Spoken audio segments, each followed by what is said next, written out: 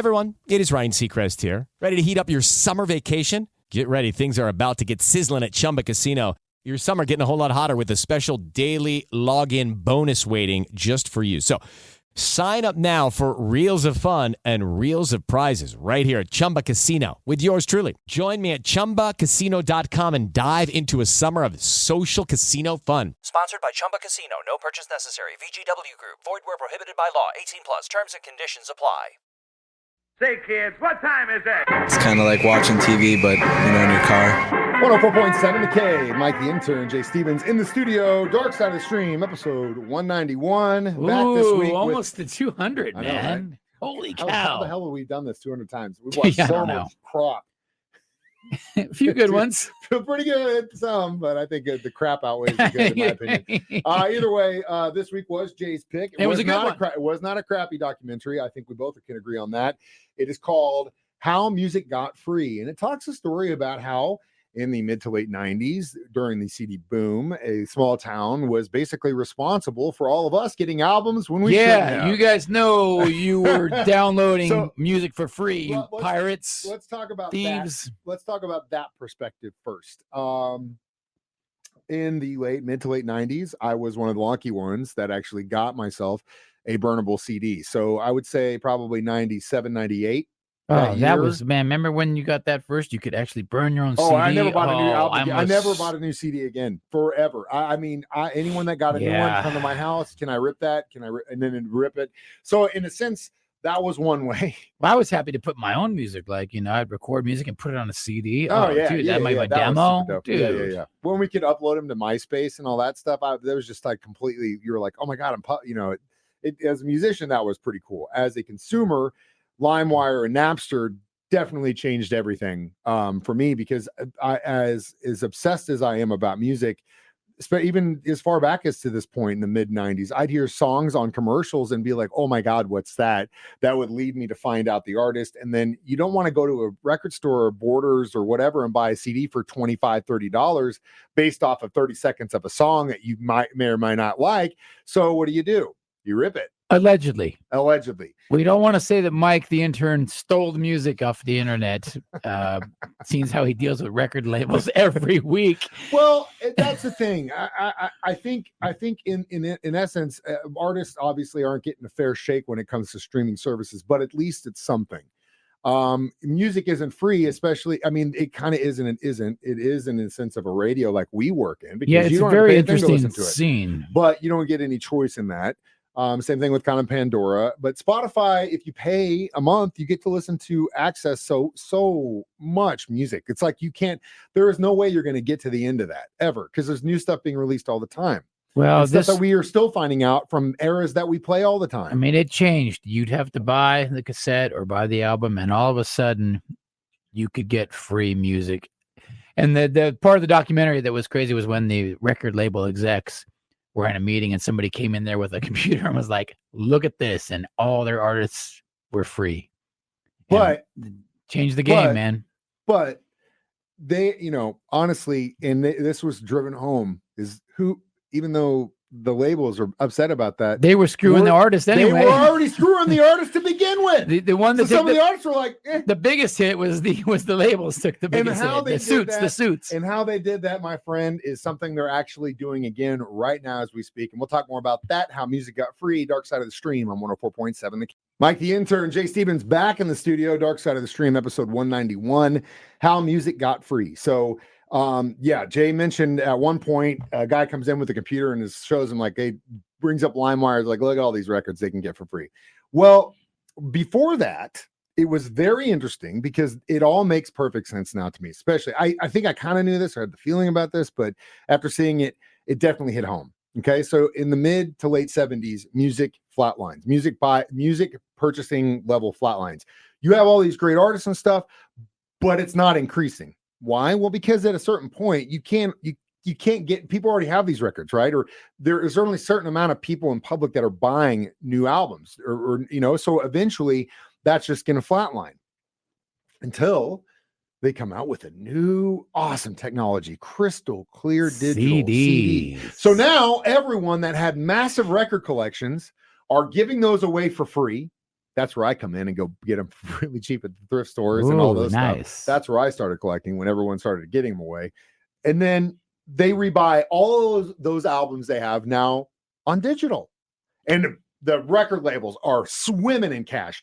And that was a big thing. Like now, an album comes out, it's like a surprise. You're like, oh my God, they just released a record? Nothing. Back then, when they would release an album, it was like a movie premiere. Oh, yeah, it was a big Labels deal. had so much damn money to throw at that crap. It was unbelievable. Videos, MTV, Reps, A&R ads, guys, magazines, ads, marketing. Every dude's jumping out of airplanes. Yeah. I mean, it literally sky's the limit. And why? Because again, it just surged. Everyone's buying CD players. They're rebuying their album collections. And then I think the markup was better on CDs than vinyl. What was like cost $1 to make it? Yeah, and they were selling for huge bucks, 30 right? At the beginning. Like I still to this day remember walking to like Borders, like bookstores, and they were like the most expensive. CDs were like 35 plus. I mean, it's just like insane, right?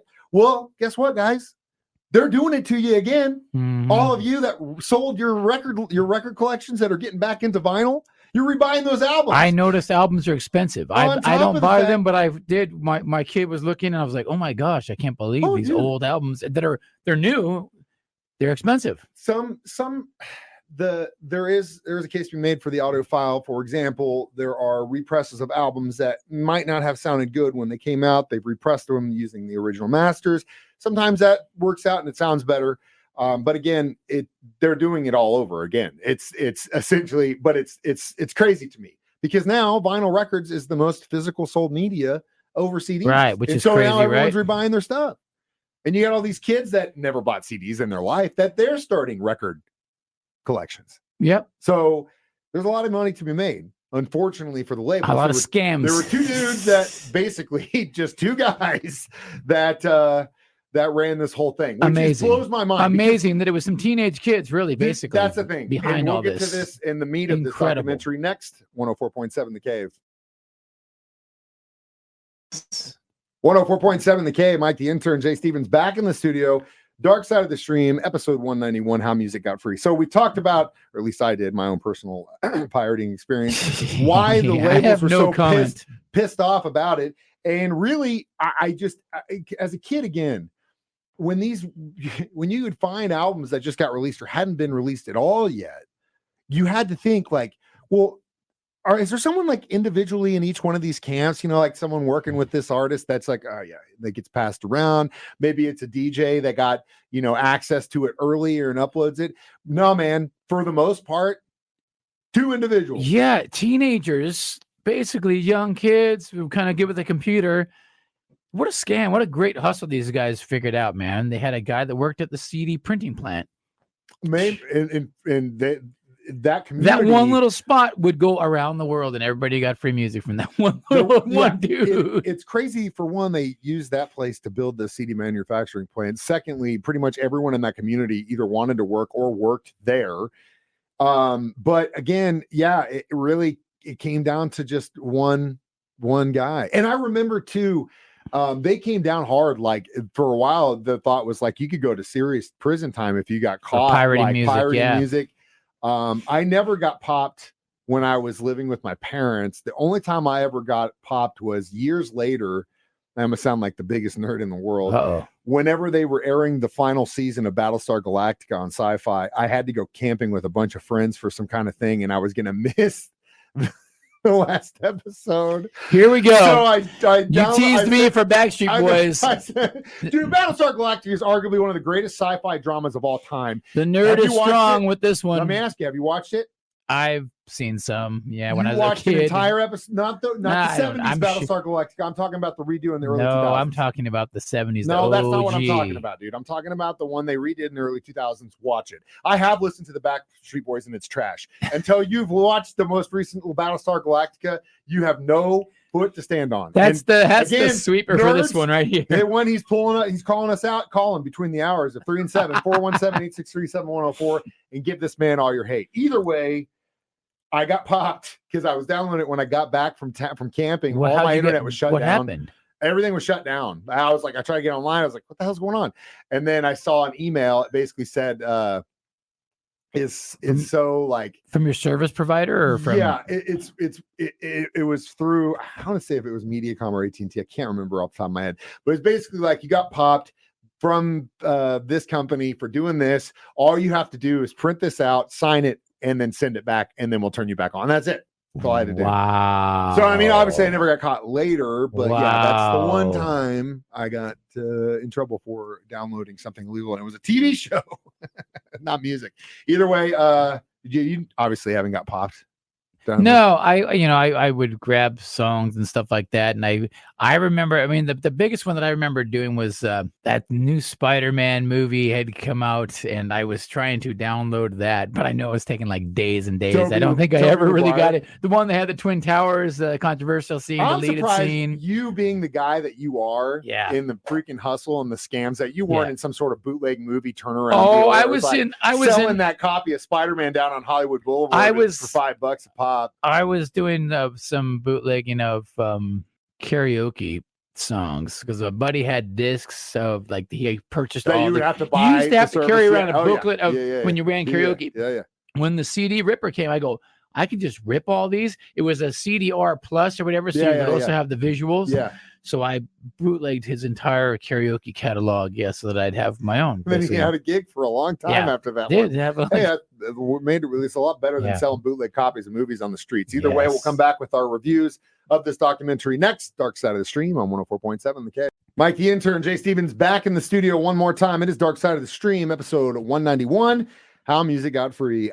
In the end, I think I don't really think there's a clear winner or loser in here. Yeah, nobody really definitely- got too busted really, either. No. He's got all these teenagers, little clique of guys that were responsible for all this. I mean, you look about how much money is to be made in the music industry via album sales, merch, and or live music, and we're still fighting that battle with the government and Live Nation and Ticketmaster and all these labels. And yeah, who's the paying scam what, just went to Spotify tickets now. It's and just yeah, I mean, service and fees. That's where the rebuying your scam vinyl is. collection and all these things.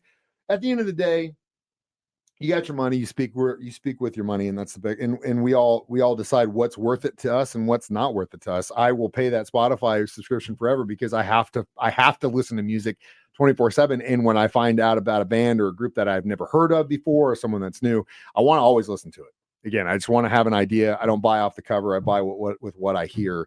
So again, thanks to you dudes on the East Coast of this country for allowing me to get access to a lot of music when I was a kid that I otherwise would not have had access to. It was a good documentary. It was Definitely really well done. amazing to see that it Had all no- stemmed from a few teenagers. They had no no clue. idea. No idea. No idea. I know I thought about this and I many times in my life that I go, where did all this crap come from? Now we know. Who knew? And thank you, brothers, for doing it. I appreciate you very much. And so does my CD booklets that are just packed to the brim with a bunch of recordable CDs.